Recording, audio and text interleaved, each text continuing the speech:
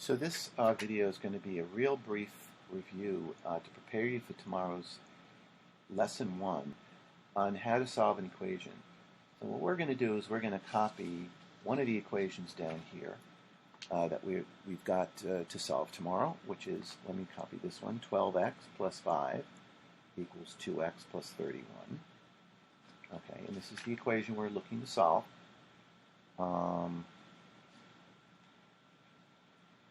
Like so, and let's go and follow the steps that are listed down here to solve it. Number 1, distribute. We have nothing to distribute here. We don't have any parentheses, so we don't have to worry about that step number 1. Step number 2, collect like terms. Okay, so what are like terms? Well, any term that has an x in it is a like term, and any term that is a number is a like term. So we have to kind of collect the like terms together, and we've got to do it in a way that we move variables to one side and then we move the numbers to the other side. So let's just decide that, well, we'll move all the variables to the left and we'll move all the numbers to the right. It really doesn't matter which way you decide to do it, but I'm just going to do it that way. So we're going to put all our variables on the left. We want to put all our numbers on the right. So let's go ahead. Let's try to get our variables on the left. We have a variable here, which is 12x. And we have a variable here, which is 2x. Well, how are we going to get all the variables onto the left? We've got to get rid somehow of the 2x on the right.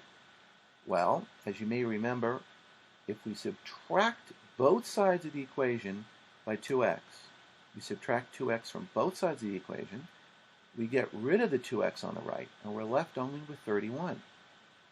On the left, the like terms are 12x and 2x. We perform the subtraction 12x minus 2x. That is taking 12 minus 2 and multiplying it by x. So 12 minus 2 is 10 multiplied by x. We still have the plus 5. We've not done anything with the plus 5. We still have the plus 5 left over. So we've simplified our equation to be 10x plus 5 equals 31, and this has the same solution as the original equation does. Well, how have we finished? We've collected some like terms. We have moved all the variables to the side we wanted, the left side, but have we moved all the numbers to the other side? Are all the numbers on the right? No. We still have the number 5 here on the left that we have to do something with. So how are we going to get 5 over to the right side? Well, the only way to do that is going to be to subtract both sides of the equation, to subtract 5 from both sides of the equation. That takes the 5 off of the left side, so we end up with 10x. Actually, it's really 10x plus 5 minus 5, but that's 0, equals 31 minus 5. What is 31 minus 5? 26. Well, what's our last step? Divide. Let's go ahead and let's divide both sides by 10, which is the coefficient of x. We end up with the solution x is equal to 26 over 10.